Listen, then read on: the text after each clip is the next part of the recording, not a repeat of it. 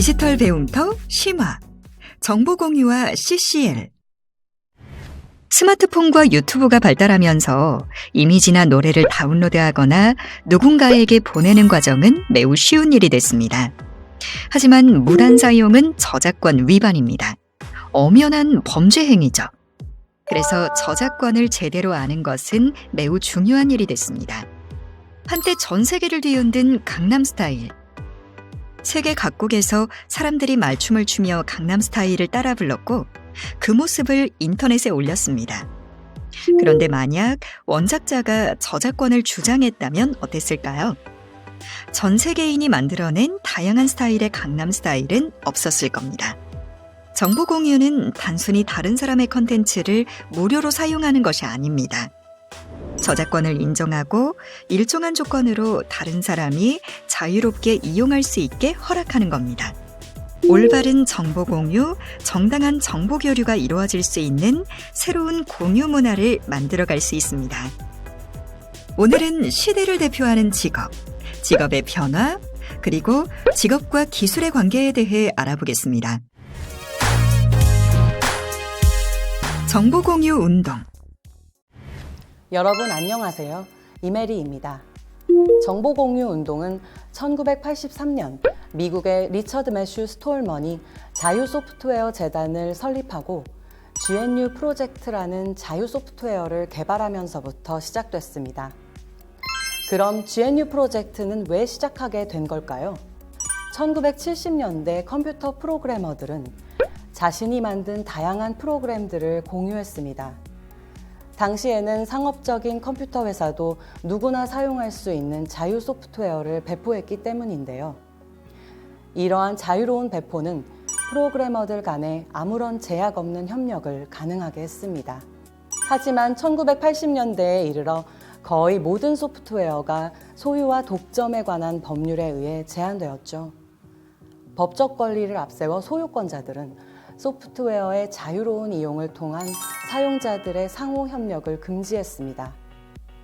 이런 협력에 대한 금지를 깨고 컴퓨터 공동체에 있던 상호 협력의 정신을 되살리기 위해 시작된 것이 바로 GNU 프로젝트입니다. 자유 소프트웨어에는 실질적으로 4가지 자유가 보장되는데요. 첫째, 목적에 관계없이 프로그램을 실행할 수 있는 자유. 둘째, 프로그램을 복제하고 친구나 동료와 함께 이를 공유할 수 있는 자유. 셋째, 소스코드를 원용해서 이를 수정해서 새로운 작품을 만들 수 있는 자유. 마지막으로 개작한 프로그램을 배포할 수 있는 자유입니다. 여기서 자유 소프트웨어는 복사와 사용, 연구, 수정, 배포 등의 제한이 없는 소프트웨어 혹은 그 통칭입니다. 즉, 소프트웨어를 개발한 개발자가 저작권을 갖고 있지만 저작권료를 요구하지 않고 자신의 저작물을 모두가 자유롭게 이용할 수 있도록 해준 것이죠. 소프트웨어 수정과 수정본의 재배포는 인간이 해독 가능한 프로그램의 소스코드가 있어야만 가능하며 소스코드는 GPL 등의 라이선스를 통하거나 혹은 극히 드물게 퍼블릭 도메인으로 공개하기도 합니다. 이런 자유 소프트웨어처럼 소프트웨어를 무료로 배포하는 또 다른 방식에는 프리웨어, 오픈소스가 있는데요. 어떤 차이점이 있을까요? 먼저 프리웨어에 대해서 알아보죠. 소프트웨어를 개발하는 데는 다양한 형태로 개발비가 들어가는데요. 다른 물건을 제작하는 것과 달리 소프트웨어는 사용자가 몇 명이든 개발 비용의 차이가 거의 없습니다. 따라서 소프트웨어를 개발한 개인이나 회사 등에서 여러 가지 이유로 개발 비용을 받지 않고 무료로 배포하는 경우가 있는데요. 이를 프리웨어라고 합니다. 한국의 대표적인 프리웨어로는 봄플레이어, R집, 반디집 등이 있겠죠. 프리웨어는 사용자가 소프트웨어를 무료로 사용할 수 있도록 허용했지만 저작자가 다른 권리까지 포기한 것은 아니기 때문에 저작자의 허락 없이 개작 또는 재배포하거나 영리 목적으로 사용한 경우에는 저작권법 위반이 될 수 있습니다. 반면에 자유 소프트웨어의 프리는 자유로, 공짜로 쓸 자유가 아니라 소스를 공개해서 마음껏 개작할 수 있는 자유를 의미합니다. 물론 대부분의 자유 소프트웨어는 공짜이기는 하지만 유료로 판매할 수도 있죠. 즉, 소프트웨어의 소스를 해석하고 수정할 능력이 있는 개발자들을 위한 것이라고 할 수 있습니다. 오픈소스는 소스코드를 공개한 소프트웨어를 의미하는 것으로 대부분 무료로 사용 가능하지만 프리웨어는 아닙니다. 오픈소스 소프트웨어를 돈 받고 파는 경우도 있기 때문이죠. 즉, 자유 소프트웨어와 비슷하지만 자유 소프트웨어보다 더 큰 개념이라고 할 수 있습니다. 이 세 가지 내용이 혼동스러운 이유는 개발자들이 고려한 공유와 협업이라는 정신을 나타내고 있기 때문인데요.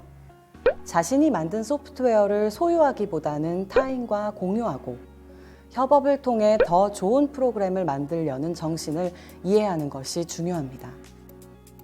1999년에 시작한 오픈소스 소프트웨어 개발자들의 웹사이트 소스포지는 많은 오픈소스 프로젝트를 지원하면서 개발자들의 소프트웨어 개발 관리를 진행하고 있습니다.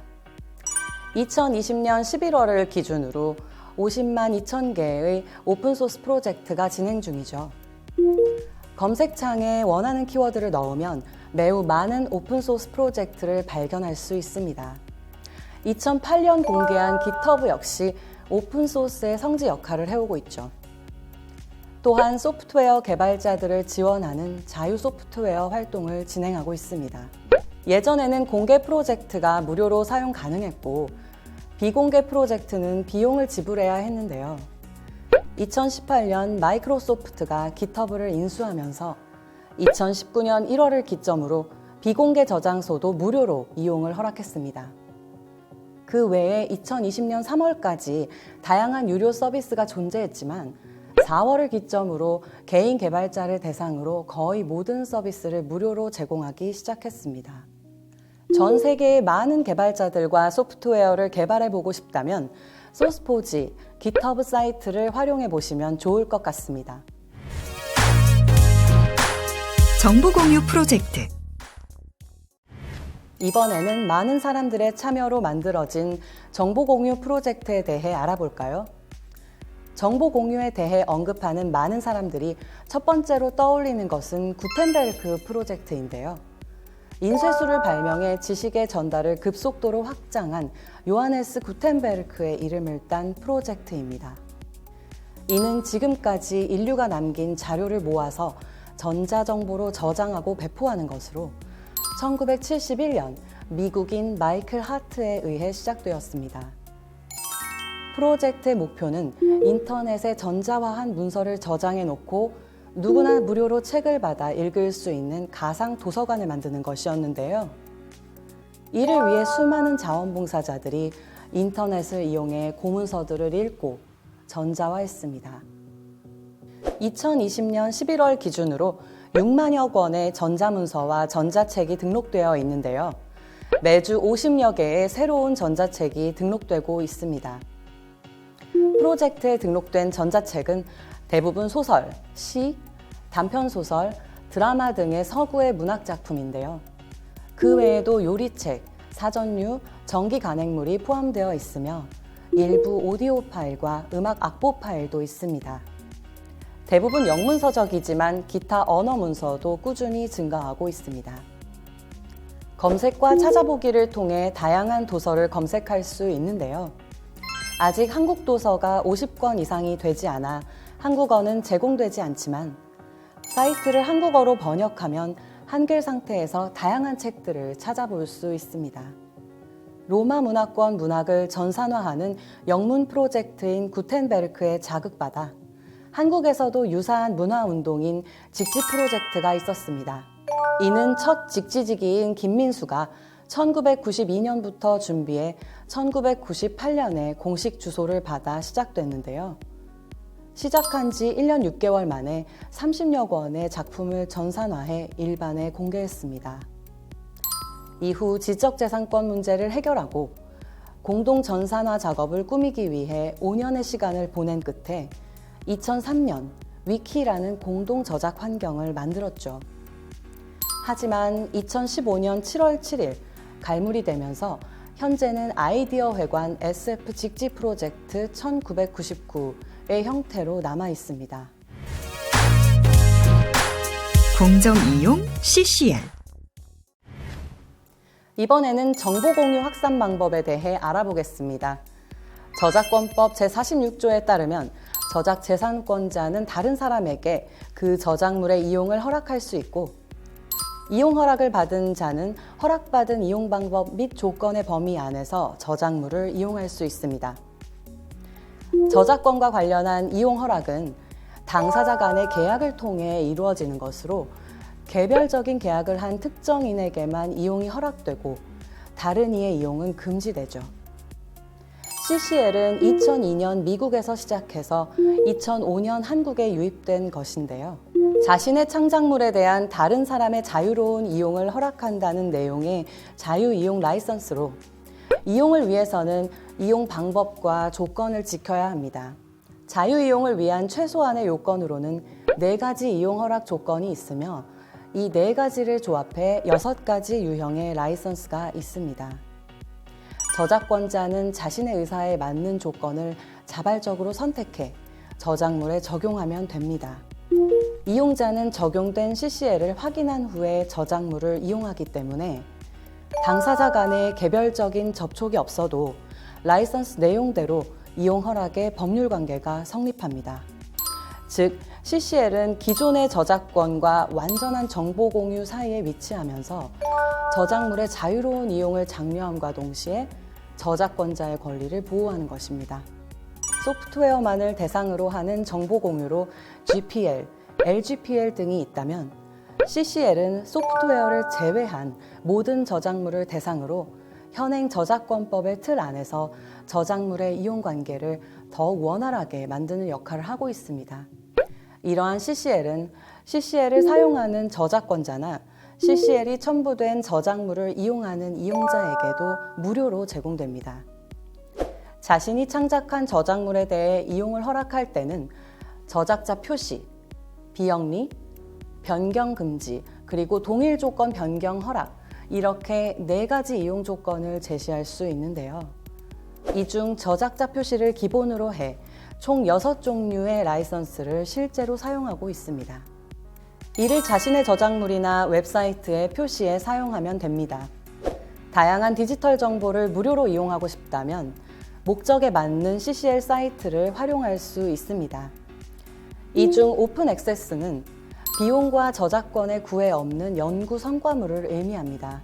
즉, 저자의 비용 부담, 이용자의 무료 접근, 시공간을 초월한 상시적 접근, 저자의 저작권 보유 등의 4대 원칙을 강조하는 정보 공유 체제로 구글 학술 검색을 비롯해 많은 학술 논문 사이트들에서 비용 부담 없이 다운로드할 수 있는 자료를 제공합니다.